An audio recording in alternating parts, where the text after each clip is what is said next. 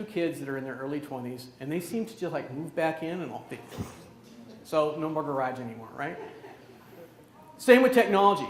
If I have a piece of technology that has 5 features and I only need 2, I better watch it because those other 3 features are going to be implemented. The customer is going to find out, the technologists are going to find out, and they're going to say, oh man, we really need to have that. Okay? Happens all the time. The next one is methodology's role. How many people in the room use more than one methodology, such as Agile and Waterfall? See your hands. Okay, it's a little higher than normal. Usually it's about 25%, and my guess is that's about 30%.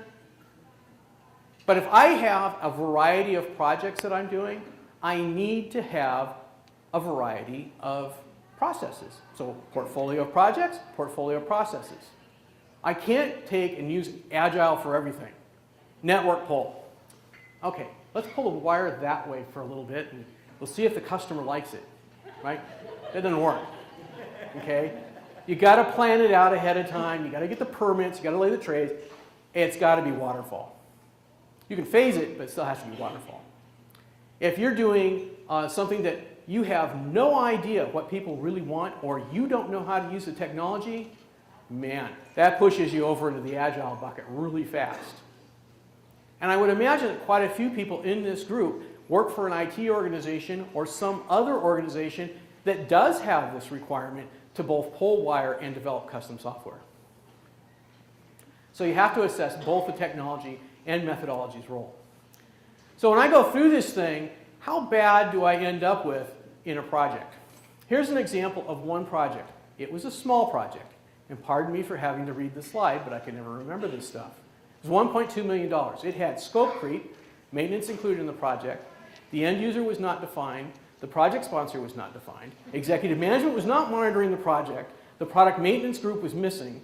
The authority was not being delegated to the people who needed it. They were trying to do too much for the skill set that was on the team, and there was no decision making.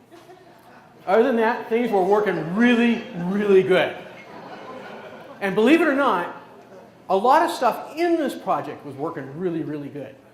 Now, I can sit there and I can go through and try to attack those 7, 8, 9 problems that are sitting there, or I can drill down to their root causes and I can work on 3 things. Define the end user. Define the end user takes care of a whole bunch on that list, because then you can define the sponsor. You define the sponsor until you have an end user. You can start narrowing down the scope. You can start making decisions. There's a whole bunch of stuff you can do there. But the decision making went a little bit further. The project manager and the team could make no decisions. We're going to have lunch? I don't know. Let's ask the CIO. Maybe he can tell us. It was just about that bad. Everything had to go back up. Everything had to come back down. Okay? Nothing could happen. In fact, whenever I actually ended up taking over this project as a project manager, I made one decision, and I told them to move, and literally the project moved. Okay? So even though there was all these problems in these 3 root causes, one decision made that project move. The last part is no product maintenance group. What's the problem? Why am I so picky here on product maintenance? Any ideas? Come on.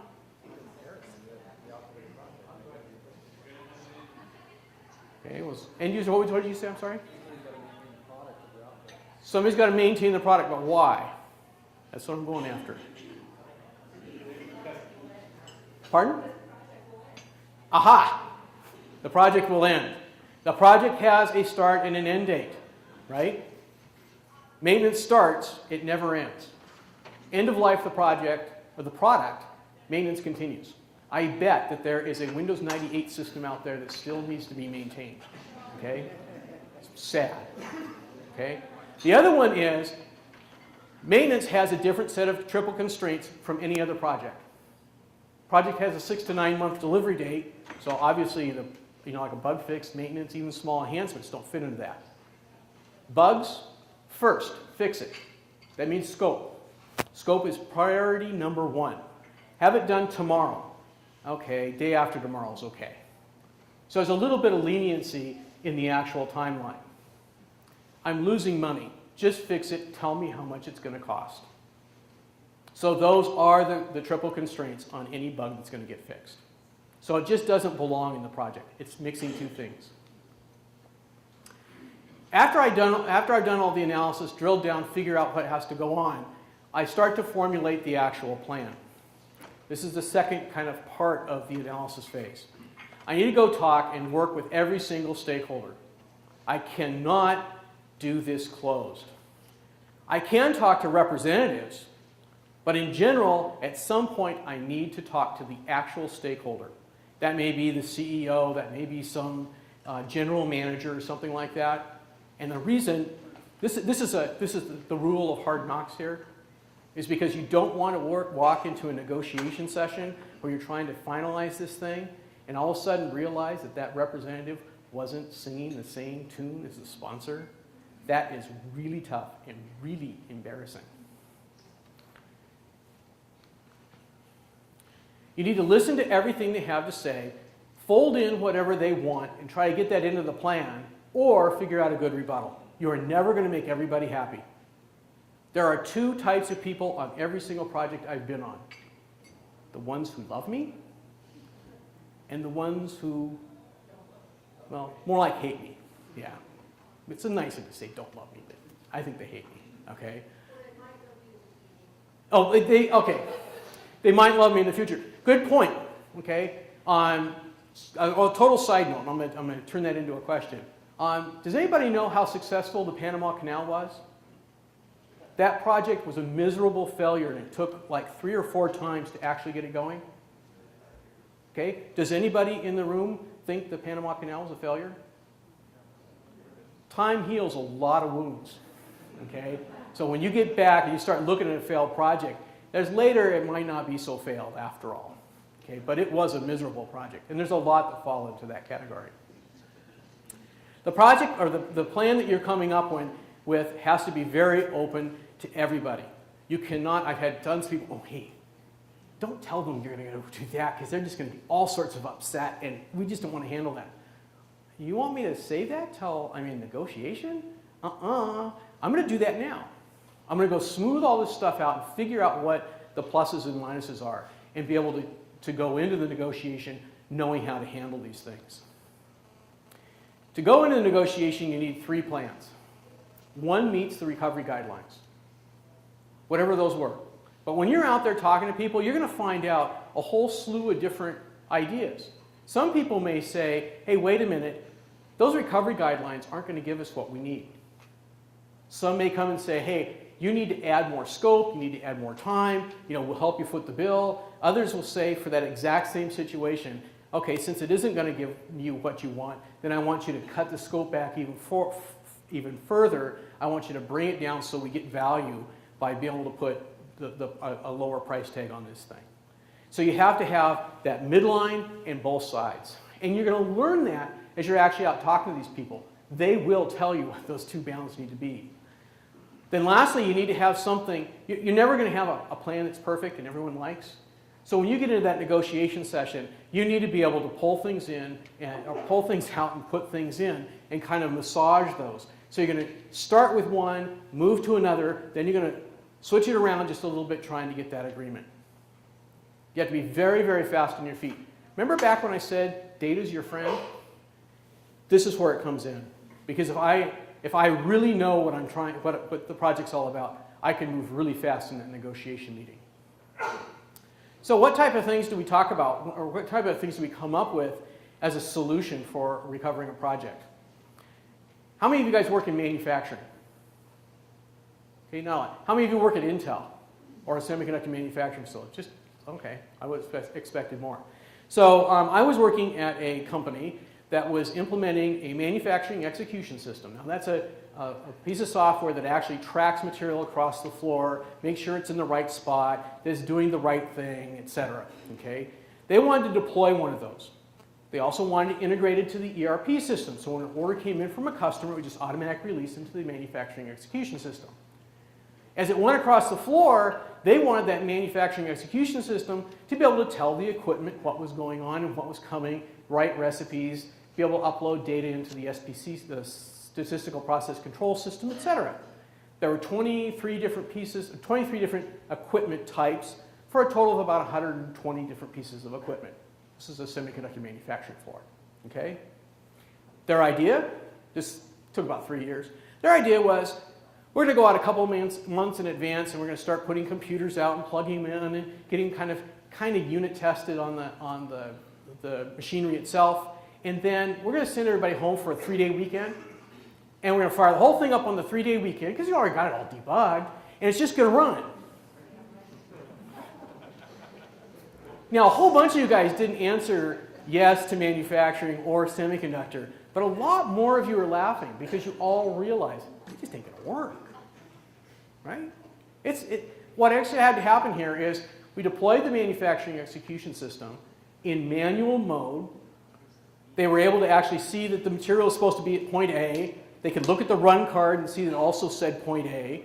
If it didn't say point A, they could move it to the right place and go back and get the routings fixed in the manufacturing execution system. Phase 2 was to tie it off to the ERP system and put in some, oh, I forgot to mention, there were 7 custom servers and a GUI on it. They could put in some of the servers and get the GUI, get the user interface nice and pretty up there, and pull some of the data from the equipment itself, mainly the run data. And then in the third phase, which would be this elongated phase, not all at once, we would start rolling out the full equipment implementation. It took 2 months to negotiate that out. In the prior project where I had the list of all the things that were wrong, there were only 3, it took about an hour and a quarter to negotiate that one out. So I gave you kind of an idea of how long these negotiation processes last. And I'm running out of time, so I'll come back to maintenance in a project and how to do that if you want to do that offline. So that brings me into the negotiation point. The goal of the negotiation is to get the plan approved so I can move forward. Now, you've met with every single one of the stakeholders. So when you go into this negotiation meeting, it's going to be a review. Everybody should know what you're talking about. Hence, don't just talk to the representatives. Go back up and talk to the people who are the real stakeholders, the people who are going to make that decision. What you're doing here is trying to get the group to approve. In general, that group hasn't been together talking about this in a proactive manner. They've been talking about it other ways. And so you want the engineering manager sitting across from the manufacturing manager, and they're nodding. Okay, well, you want that?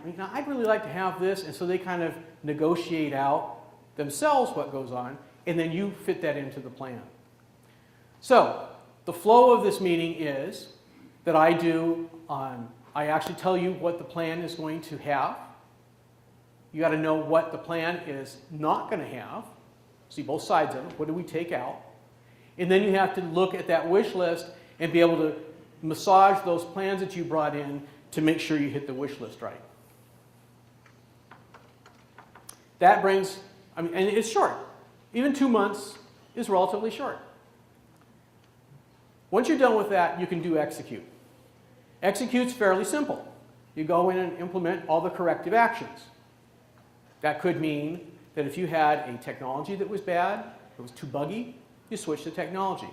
It could mean that if executive management is not being responsive, you switch the project to another executive manager.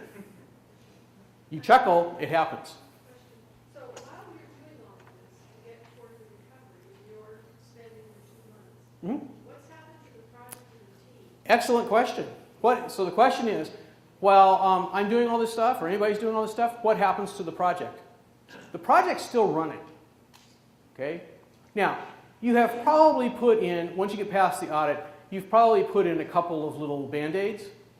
One of the standard things that I do is I kill all overtime. Because most red projects, everybody's working overtime trying to get things done. Stop that portion of the bleeding. There's other stuff that you can do. Meeting minutes, risk registers, all that housekeeping type stuff. When you see that, just start getting that stuff in place. Making sure people are communicating with one another and get things moving. Why not stop it? Because a lot of people say stop the project. If I have a problem with my car and it makes this funny little pinging noise and I turn the car off, the problem goes away. What am I going to fix? So I have to have the system actually running so I can see the problems.